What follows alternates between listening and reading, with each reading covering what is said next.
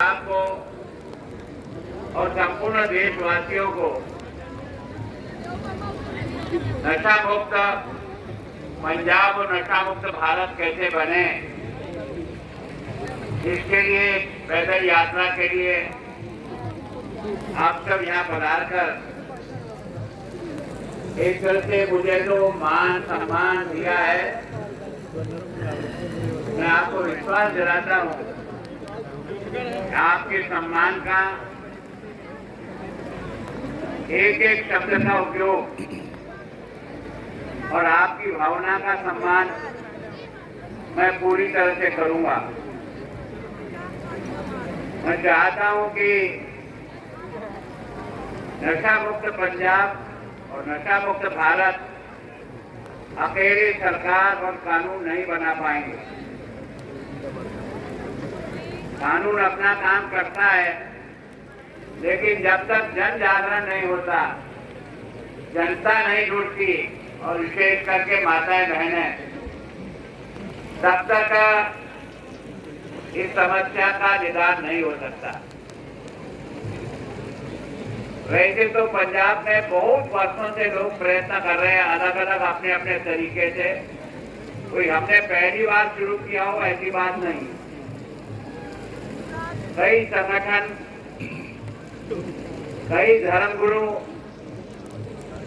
और समाज सेवी लोग हमेशा प्रयत्न कर रहे हैं कि पंजाब में इस नशे को हम कैसे रोकें। जब मैं यहाँ आया तो बॉर्डर के आपके डिस्ट्रिक्ट में आने का मौका मिला, तो मुझे जो विलेज कमेटी के साथ जब बैठने का मौका मिला, तो वहाँ माता बहनों ने एक बात कही, आप और कोई काम करो ना करो, लेकिन हमारे बच्चों को इस नशे से रोको। तो जो उनकी मन का दर्द था, उनकी जो पीड़ा थी, हर जिस प्रकार से एक दर्द से टूट रहा है, बच्चे का दर्द देखा नहीं जा रहा है, और जिस ढंग से हमारी आने वाली युवा शक्ति को कमजोर करने का एक षड्यंत्र चल रहा है, उस षड्यंत्र का मुकाबला मैं सोचता हूँ कि पंजाब की धरती ने देश पर जितने भी आक्रमण हुए हैं, सबसे पहला मुकाबला अगर किसी से हुआ है तो पंजाब के बहादुर लोगों से हुआ है, जिन्होंने उनको वर्षों तक वहीं का वहीं टिकाए रखा, कितना ही बलिदान दे दिया। मैं सोचता हूँ ये जो संत गुरु हैं, इन्होंने भी अपने धर्म, अपने देश के मान मर्यादाओं को बचाने के लिए अपना एक से एक बलिदान दिया है।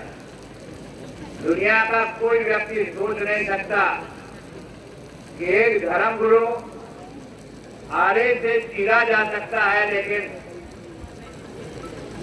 धर्म परिवर्तन स्वीकार नहीं कर सकता और न कभी लोगों को करने देता है। आपने देखा होगा कि वास्तव में 10वें गुरु जी ने, गोविंद सिंह जी ने जिस प्रकार से रक्षा के लिए अपने चारों बच्चों को वारा, 2 युद्ध में और 2 दीवारों में चुने गए, वो दृश्य देख करके रोंगटे खड़े हो जाते हैं। दुनिया में अब तक ऐसा कोई उदाहरण नहीं मिला कि जो अपने प्राण पर अटक गए और एक एक ईंट रखने के बाद भी पूछते थे, बच्चों की उम्र थी 9 और 7 साल, आप कल्पना भी नहीं कर सकते हो वो दृश्य कितना वेदनापूर्ण होगा, कितना दर्दनाक होगा। लेकिन दादी गुजरी की शिक्षा के कारण से बच्चे इतने मजबूत थे कि उन्होंने स्वीकार नहीं किया। जब ईंटें रखते रखते छोटे वाले फतेह सिंह के गले में पहले ईंट आ गई, तो जोरावर के मन में, आंखों में थोड़ा सा पानी आ गया। उसने ललकार के कहा, भैया तेरी आंखों में पानी क्यों? उसने कहा, भैया इसलिए नहीं कि हम देश धर्म पे बलिदान हो रहे हैं, पर मुझे दुख इस बात का है कि तू इस धरती पर मेरे से बाद में आया, लेकिन धर्म और के लिए तू मेरे से पहले जा रहा है, इसका मन में दुख और अफसोस है। इस प्रकार का भाव इस धरती पर हो, जिसकी धरती के लोगों ने ऐसा एक अपना इतिहास और अपनी वीरता का, और आजादी के बाद भी सीमा की रक्षा के लिए जितने लोग यहाँ के शहीद हुए हैं, वो भी आपको और मुझको इस बात के लिए बार बार आग्रह कर रहे हैं कि जिंदगी तो आएगी और जाएगी, अगर जिंदगी का उपयोग देश के लिए नहीं हो सकता है तो वो जिंदगी क्या काम की। आज हमारा बच्चा इस नशे के कारण से जो कमजोर होता जा रहा है, योजनाबद्ध कमजोर करने का षड्यंत्र चल रहा है, इस षड्यंत्र का मुकाबला आपको, मुझको, माता बहनों को, हम सबको मिलकर करना होगा। और इसमें जागरण ही सबसे बड़ा ताकत है। स्कूल और कॉलेज में जहाँ पढ़ते हैं, वहाँ किसी प्रकार से नशा मुक्त बालक बने।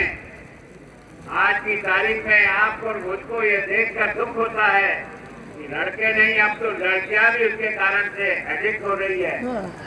इस चुनौती को आप और मैं स्वीकार करें। मैं सोचता हूँ गुरुओं की गुरुवाणी से आपको और मुझको ईश्वर जरूर सफलता देगा, ऐसा मेरा पक्का विश्वास है। जब किसी अच्छे उद्देश्य के लिए चलते हैं ना, तो वो भी हमारे को पूरी मदद करता है। मैं सोचता हूँ आज से ये 6 दिन की पद यात्रा,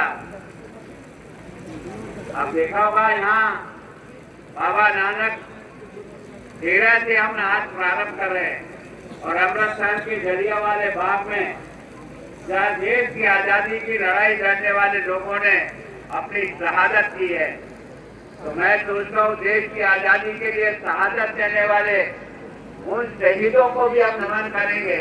और मैं सोचता हूँ कि प्रभु हमारी अवश्य मदद करेगा ताकि हम अपने काम में सफल होंगे। मैं चाहता हूँ आप में से जो चल सके, जिस दिन चल सके, कोई जरूरी नहीं है सब दिन आप चले, जिस दिन आपको संभव हो उस दिन आप जितना चल सकते हो उतना चले। लेकिन इस अभियान को सारे पंजाब का अभियान बनाकर रंगला पंजाब कैसे बनाए, इसके बारे में आप और हम शपथ दे करके अपने काम में आगे बढ़े। एक बार आप सबको मेरी ओर से बहुत बहुत प्रणाम, धन्यवाद, जय हिंद। बहुत बहुत धन्यवाद।